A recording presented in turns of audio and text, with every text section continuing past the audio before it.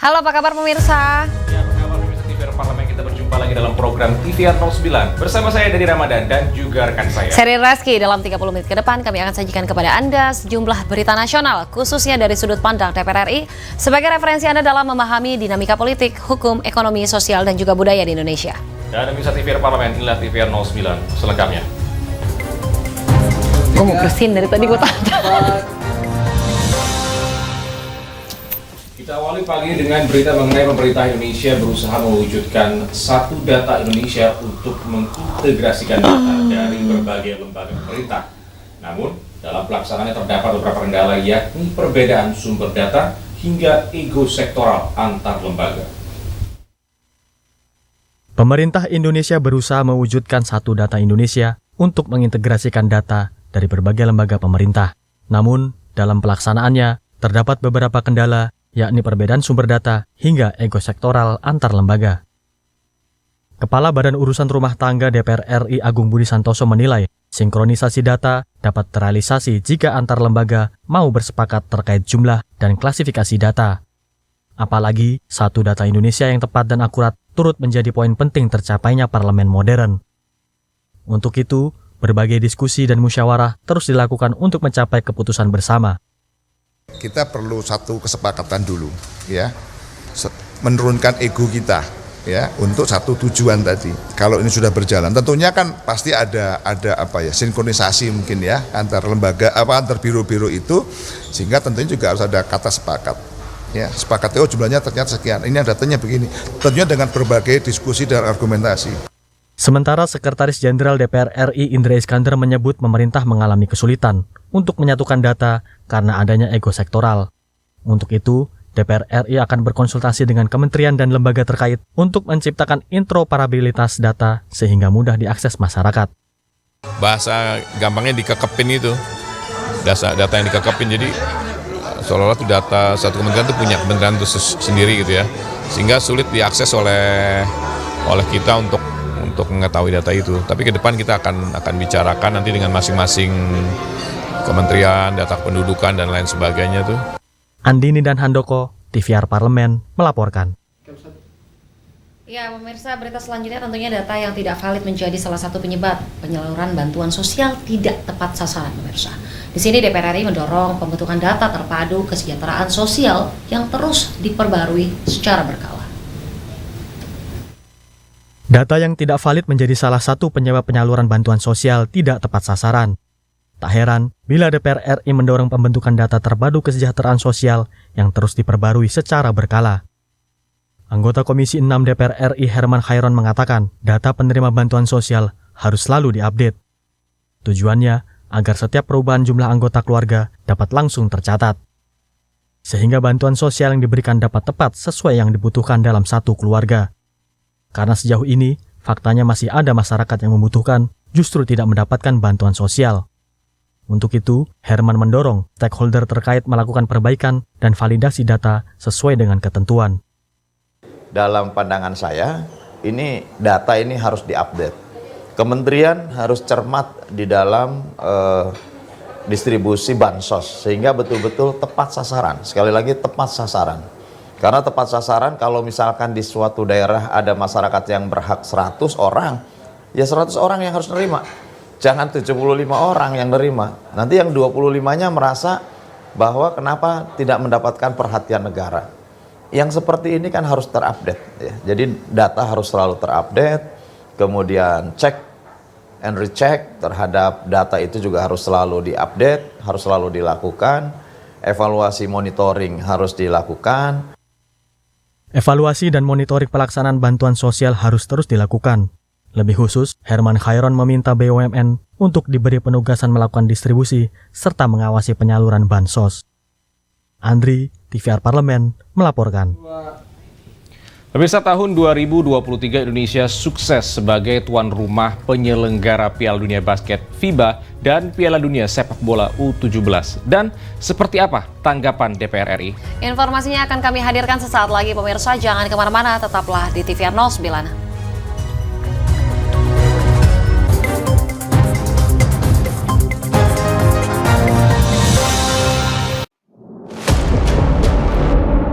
sini ditambang. Konflik yang terjadi, Sini tidak mengizinkan. masalah yang tersisihkan menjadi kesenjangan sosial. Ya namanya rakyat kecil gak bisa apa-apa, mau komplain juga gak didengar. Sebab apa? Itu menyangkut isi perut kami semua. Bagaimana memutus keterbatasan untuk didengar? Jadi kalau misalnya masyarakat sudah merasa tidak lagi ada yang memperjuangkan aspirasinya, maka masyarakat memang sangat berhak untuk meminta dewan yang mewakili mereka di parlemen. Kami menyusuri batas-batas peristiwa, mengurai berbagai polemik yang terjadi, meluruhkan suara-suara marginal, menjadi nyata dalam setiap aspirasi, melaksanakan tugasnya sebagai wakil rakyat. Saksikan aksi Dewan segera hanya di TVR Parlemen.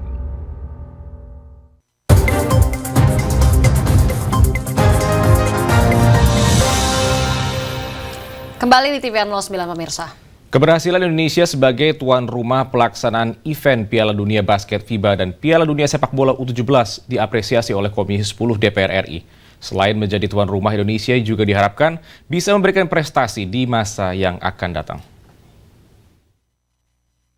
Komisi 10 DPR RI mengapresiasi capaian Kemenpora terkait pelaksanaan event Piala Dunia Basket FIBA dan Piala Dunia Sepak Bola U17.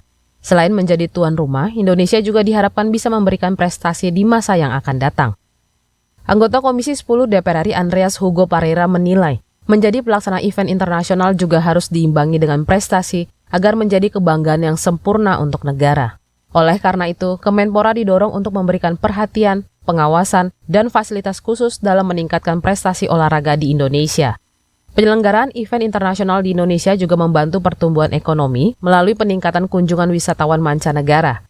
Saat penyelenggaraan FIBA pada Agustus 2023 lalu, kunjungan wisatawan mancanegara tercatat mencapai 1,13 juta orang atau meningkat 68,9% dibanding tahun 2022. Ya, kita memberikan kontribusi untuk dunia sepak bola internasional, tapi juga kita berharap bahwa tahun-tahun berikut kita tidak hanya sekedar jadi tuan rumah, tapi ya prestasi olahraga kita baik itu basket, juga sepak bola, apalagi karena ini menjadi olahraga yang digemari, paling digemari oleh masyarakat Indonesia, ini juga meningkat prestasinya. Karena ya menjadi pelaksana saja saya kira tidak cukup, tapi prestasi juga harus diimbangi dengan prestasi sehingga kebanggaan itu akan menjadi sempurna.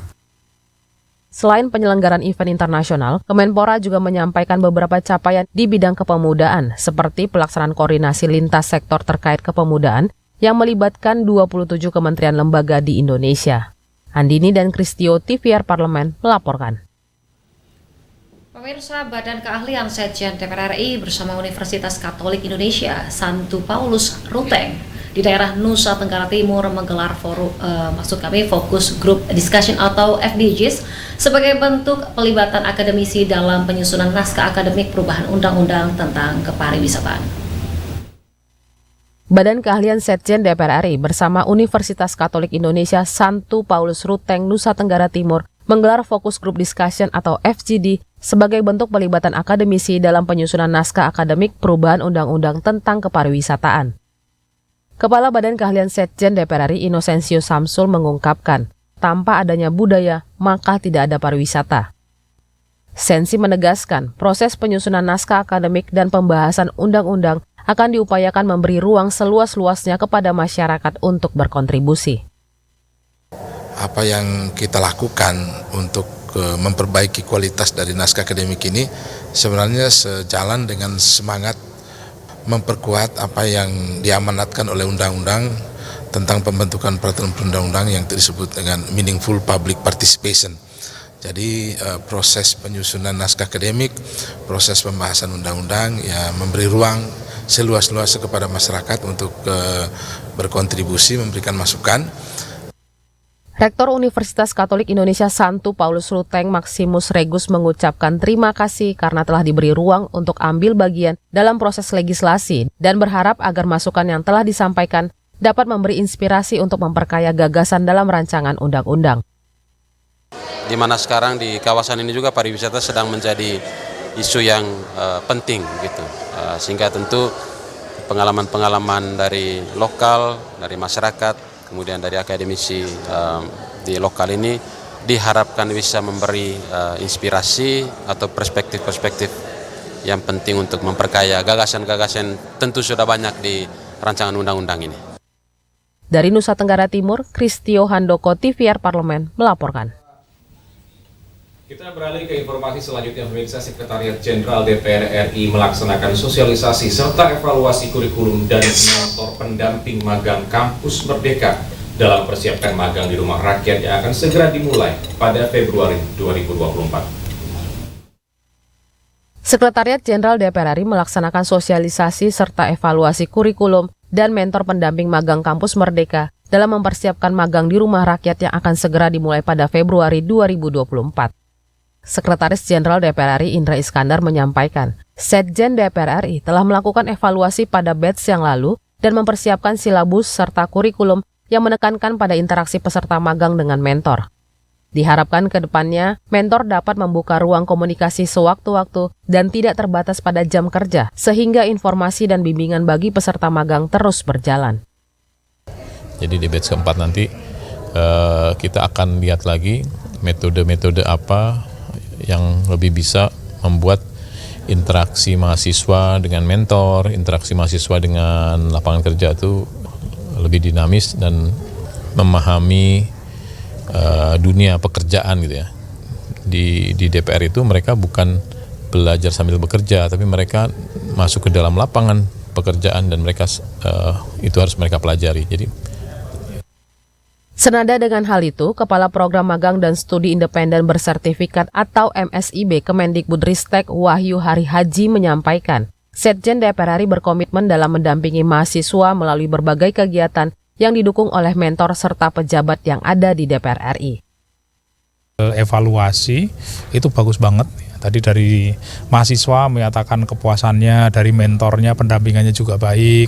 Bahkan DPP tadi mengatakan sampai dia bisa 100% bisa berkomunikasi dengan baik dengan para mentor. Jadi ini saya melihat bahwa mentor ini yang ada di DPR betul-betul ya berkomitmen untuk mendampingi mahasiswa dalam melaksanakan kegiatan di DPR. Ini bagus sekali gitu ya. Aditya dan Dwi, TVR Parlemen melaporkan. Seruan pemilu damai kerap digaungkan berbagai pihak menjelang bergulirnya pemilu tahun 2024. Tak terkecuali pemirsa, anggota Dewan Perwakilan Rakyat Republik Indonesia. Dan imbauan pemilu damai terus disuarakan mengingat perbedaan pilihan dalam kontestasi politik 5 tahunan rentan menimbulkan pergesekan sengit. Dan informasi selengkapnya akan kami hadirkan usai jeda berikut ini. Jangan kemana-mana, tetaplah di TVR 09.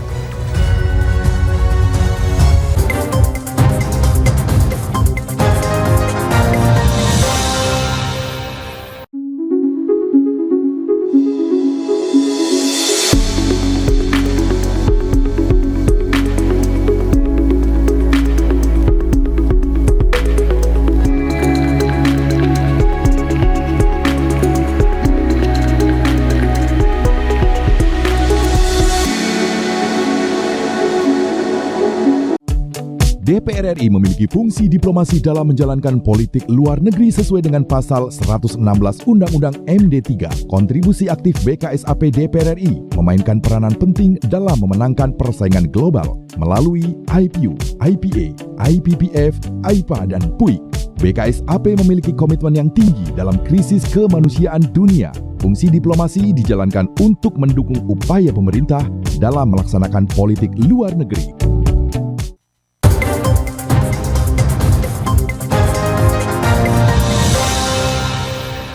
Kembali di TVR 09. Anggota DPR RI Ahmad Najib Kodratullah mengajak seluruh masyarakat untuk menjaga keharmonisan, kerukunan, dan juga keamanan jelang pemilu 2024. Ya, pemirsa, di sini juga masyarakat diminta tidak mudah terprovokasi terhadap isu yang dapat menimbulkan perpecahan seperti isu identitas dan juga SARA. Dan pemilu merupakan pesta demokrasi yang seharusnya dirayakan dengan sukacita, yang artinya perbedaan yang ada jangan sampai dimanfaatkan oleh pihak tertentu untuk merusak keharmonisan bernegara. Untuk mengetahui informasi selengkapnya, mari kita simak laporan mendalam yang telah dihimpun oleh tim redaksi TVR Parlemen dalam segmen Editorial Parlemen berikut ini.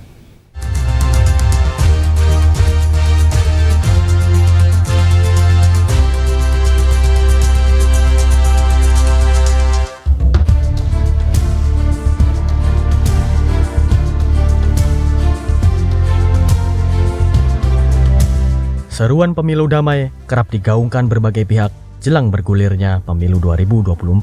Tak terkecuali anggota Dewan Perwakilan Rakyat Republik Indonesia. Imbauan pemilu damai terus disuarakan, mengingat perbedaan pilihan dalam kontestasi politik 5 tahunan rentan menimbulkan pergesekan sengit. Anggota DPR RI Ahmad Najib Kodratullah mengajak seluruh masyarakat untuk menjaga keharmonisan, kerukunan, dan keamanan. Masyarakat diminta tidak mudah terprovokasi terhadap isu yang dapat menimbulkan perpecahan, seperti isu identitas dan SARA. Untuk itu, semangat kebersamaan dan persatuan dalam masa pemilu perlu diperkuat. Tentu pemilu yang baik ini ketika melakukan sebuah argumentasi pandangan-pandangan yang dikedepankan adalah akal sehat, yang dikedepankan adalah ide dan gagasan untuk kemajuan bangsa ini, bukan saling untuk menjatuhkan, apalagi menggunakan isu SARA, isu golongan, dan isu-isu yang negatif lainnya digunakan dalam setiap kegiatan adu pendapat dan adu argumen. Nah, saya juga mengajak para generasi milenial, generasi Z kita melakukan haknya, melaksanakan haknya untuk ikut partisipasi dengan cara ikut memilih, datang ke TPS, menentukan 5 tahun nasib bangsa ini. Jangan diam, gunakan hak pilihan. Upaya pemerintah dalam menjaga perdamaian setidaknya sudah membuahkan hasil di wilayah Jawa Timur. Dalam kunjungan kerja Komisi 3 DPR RI ke Surabaya, disampaikan indeks potensi kerawanan pemilu 2024 mengalami penurunan.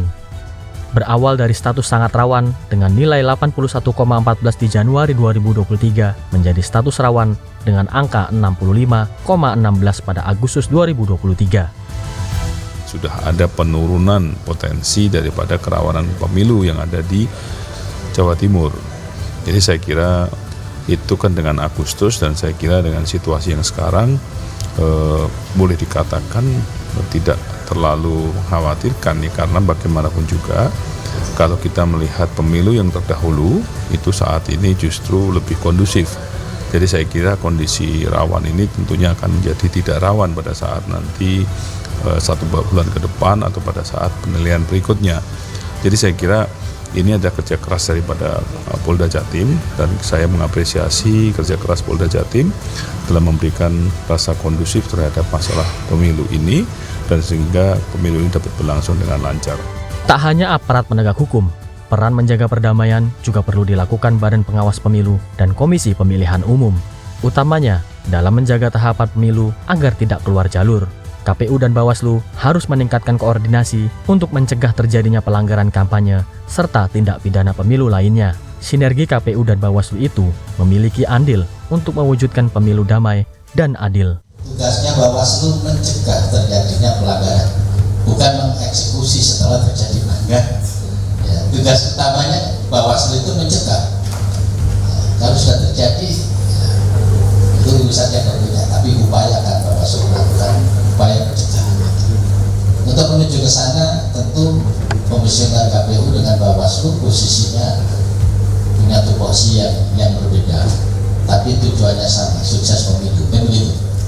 Nah, mudah-mudahan ini saya pikir dengan koordinasi seperti ini kita hanya ingin memastikan juga sebetulnya kaitan dengan pemilu bisa berjalan dengan baik, dengan sukses, dengan lancar, dengan aman, dan menjadi ajang bukan ajang disintegrasi tapi integrasi bangsa. Kemudian juga di sini juga bisa meningkat kaitan dengan ekonomi dan sebagainya, pada keterlibatan semuanya, jadi hidup dan menyenangkan. Pemilu merupakan pesta demokrasi yang seharusnya dirayakan dengan sukacita. Artinya, perbedaan yang ada jangan sampai dimanfaatkan oleh pihak tertentu untuk merusak keharmonisan bernegara.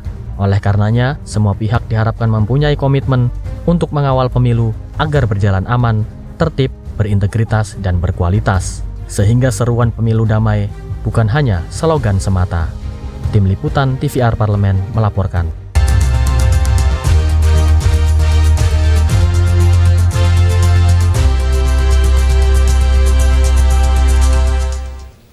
Ya, pemirsa, dan juga hari ini tidak terasa sebentar lagi kita akan melaksanakan Pesta Demokrasi Pemilu Serentak tahun 2024. Tentunya tadi di sini berbagai metode berkampanye sudah dilakukan para calon. Sebentar lagi ada kira-kira tidak sampai sebulan, 14 Februari ya. Betul sekali.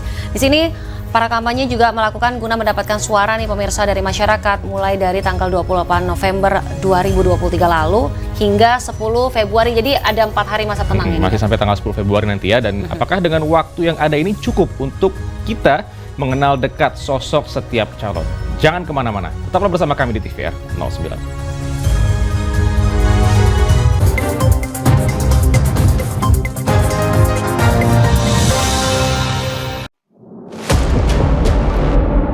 Sini ditambang.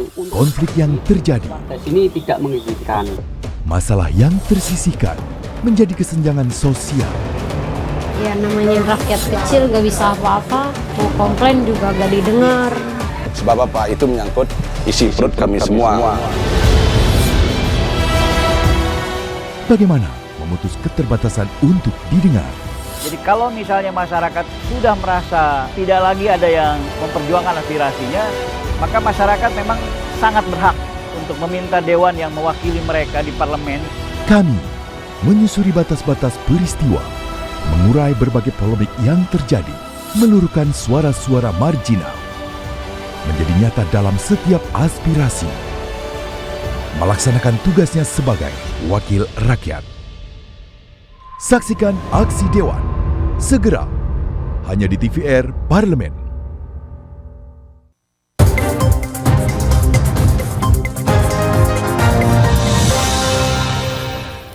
Terima kasih Anda masih bersama kami di TVR 09. Pemirsa, pemungutan suara tentunya dilaksanakan pada tanggal 14 Februari tahun 2024 tadi. Di sini terdapat 5 surat suara yang harus dicoblos. Banyak ya, dan ini ternyata baik calon presiden maupun anggota legislatif lainnya sebelum memilih, pastikan pemirsa untuk mengenal lebih dekat sosok calonnya.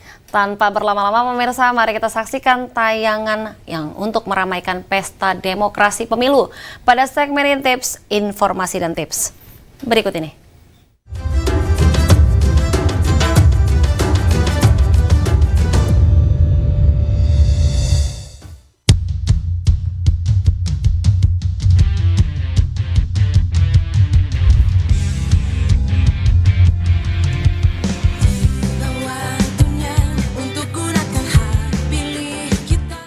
Pemirsa Intips, sebentar lagi bangsa Indonesia akan melaksanakan pesta demokrasi, pemilu serentak tahun 2024. Kira-kira pemirsa Intips sudah tahu belum nih akan memilih calon yang mana? Atau lebih sederhana deh, udah tahu belum kita nanti akan mencoblos apa aja? Daripada bertanya-tanya terus, yuk kita cari tahu jawabannya. Jujur dan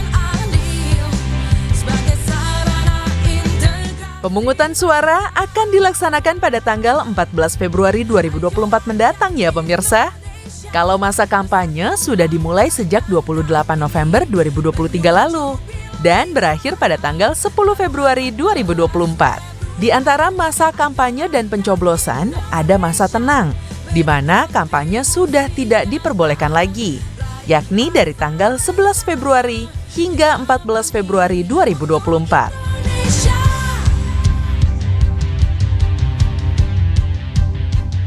Eits, pemirsa jangan salah ya. Pemilu 14 Februari nanti bukan hanya memilih pasangan calon presiden dan wakil presiden aja loh. Ada 5 surat suara yang harus dicoblos. Wah, banyak kan? Apa aja sih? Dan gimana nih bedainnya? Yang pertama, surat suara berwarna abu-abu untuk memilih calon presiden dan wakil presiden. Surat suara berwarna kuning untuk memilih anggota DPR RI, surat suara berwarna merah untuk memilih anggota DPD RI, surat suara berwarna biru untuk memilih anggota DPRD Provinsi, dan surat suara berwarna hijau untuk memilih anggota DPRD Kabupaten atau Kota.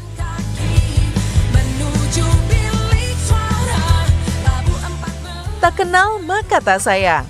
Sebelum kita memilih, pastikan untuk mengenal lebih dekat setiap calonnya ya pemirsa. Yuk, cek di website KPU untuk lihat siapa saja calon presiden dan calon anggota legislatif. Caranya, pemirsa bisa kunjungi laman infopemilu.kpu.go.id dan pilih menu tahapan pemilu. Setelah itu, klik kategori yang ingin diketahui mulai dari calon presiden hingga calon DPRD Kabupaten Kota.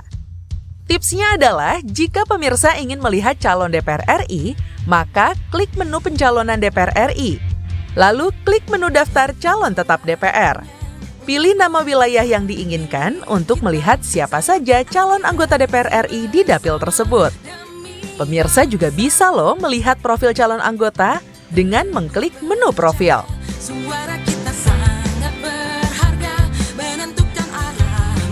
Pemirsa sudah termasuk pemilih pemilu belum?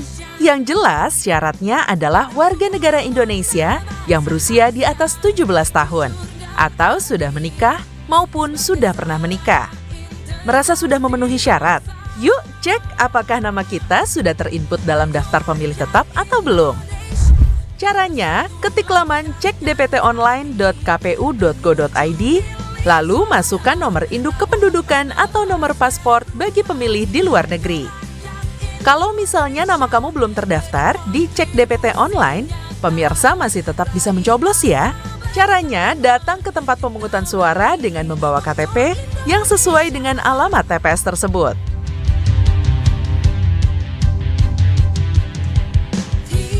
Nah, ini penting nih pemirsa, jangan sampai salah. Pemilu tahun ini dicoblos ya, bukan dicontreng. Jangan sampai karena cara mencoblos yang salah, suara kita jadi tidak sah dan tidak diperhitungkan. Yuk kita kenali cara mencoblos yang benar. Di dalam bilik suara nanti telah disediakan surat suara dan alat pencoblos. Setelah mendapati calon yang akan dipilih, coblos tepat di tengah-tengah gambar calon atau di dalam garis yang mengelilingi gambar calon pilihan kamu. Kalau pemirsa mencoblos di luar garis, maka dalam perhitungan surat suara kamu tidak sah sehingga tidak dapat dihitung. Nah, sekarang pemirsa sudah tahu kan seluk-beluk pemilu serentak 14 Februari nanti? Masih ada waktu nih untuk mengenal masing-masing calon agar kita bisa mendapatkan pemimpin dan wakil rakyat terbaik untuk Indonesia. Jangan sampai golput alias tidak memilih ya. Karena suara pemirsa menjadi penentu bagi Indonesia maju.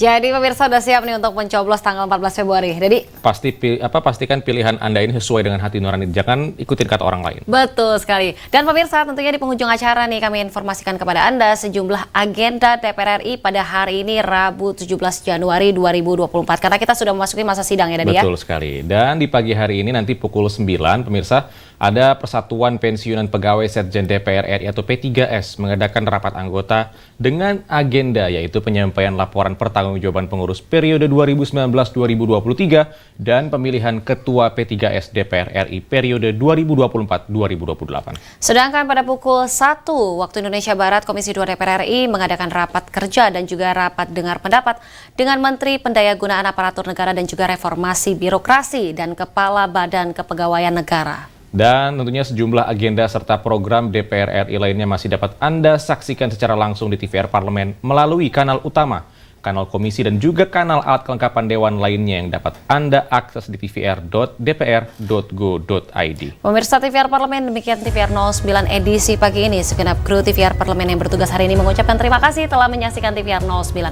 Saya Dede Reski dan juga rekan saya Dadi Ramadan. Sampai jumpa di TVR 09 esok hari. TVR Parlemen, Referensi Indonesia.